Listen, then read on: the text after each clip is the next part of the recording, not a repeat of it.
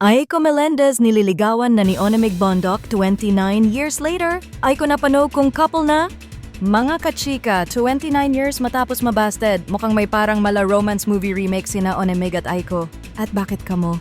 Flashback muna tayo sa vlog ni Aiko, kung saan sila nag-reunite muli at habang ramdam ang tension sa pagitan nilang dalawa, ibinunyag ni Onemig ang kwento na may babae raw na nambasted sa kanya at iniwan siya sa ere.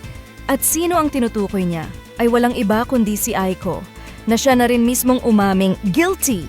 At ngayon mga kachika, mukhang may pa-comeback sila. Dahil sa IG shinare ni Onemig ang mala couple photo nilang dalawa na may caption pang "Happy together after 29 years."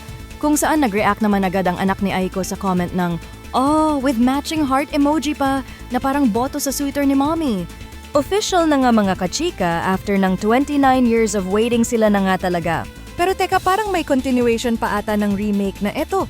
Kasi kung ang anak ni Aiko sa sweetness, mukhang mapapaaw tayo sa lungkot. Kasi sa TikTok live, nang matanong sila kung sila na nga, hirit agad ni Aiko, hindi. Kaya napahanash si Onemig na, I wish.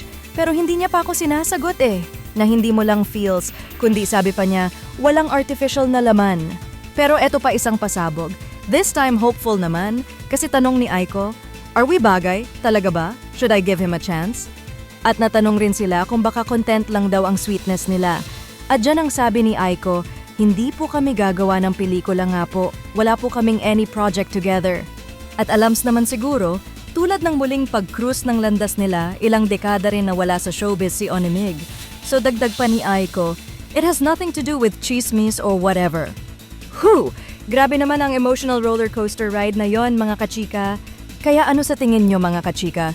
After 29 years ng hintayan, may love story pa bang pwedeng ituloy?